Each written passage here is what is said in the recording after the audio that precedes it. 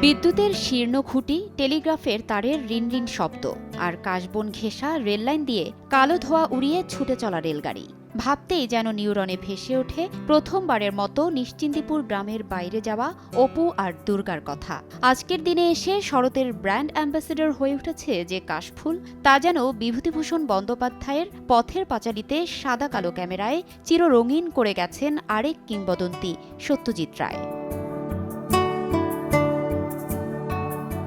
দুর্গা চরিত্রটিকে সিনেপর্দায় জীবন্ত করে তোলা অভিনেত্রী উমা দাশগুপ্ত ছোটবেলা থেকেই থিয়েটার করতেন।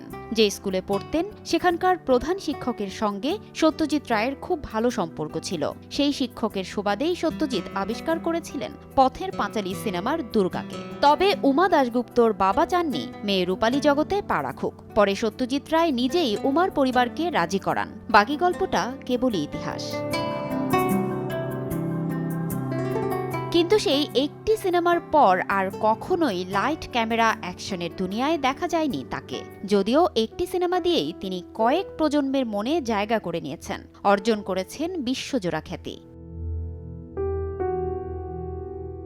সিনেপর্দায় দুর্গার মৃত্যু শুধু অপুর মনে গভীর ক্ষত সৃষ্টি করেছিল তাই নয়, দুর্গার মৃত্যুতে কেঁদেছিল সমস্ত দর্শক। এবারে বাস্তবেও না ফেরার দেশে পাড়ি জমালেন পর্দার দুর্গা। সেই খবরে শোকে নুয়ে পড়েছে গোটা টালিপাড়া। দীর্ঘদিন ধরে ক্যান্সারে ভুগে সোমবার সকালে সত্যিকারের বিসর্জন ঘটে গুণী এ অভিনেত্রীর। যেন প্রতিমা নয়, শরতের কাশবনের ভেতর দিয়ে যে কিশোরী দৌড়ে যায় সেই দুর্গাই পথের পাঁচালীর দুঃখের পূজার প্রধান দেবী। অকাল বোধনের পর অকাল মৃত্যুতে যার বিসর্জন, সেই তো গডেস অব স্মল থিংস। যেন বিভূতিভূষণ তার শৈশবে হারানো বোনকে এভাবেই অমর করে রেখে গেছেন। আশ্চর্যভাবে পর্দার দুর্গার মতোই এক শরতে নিজেও চলে গেলেন বিভূতিভূষণ।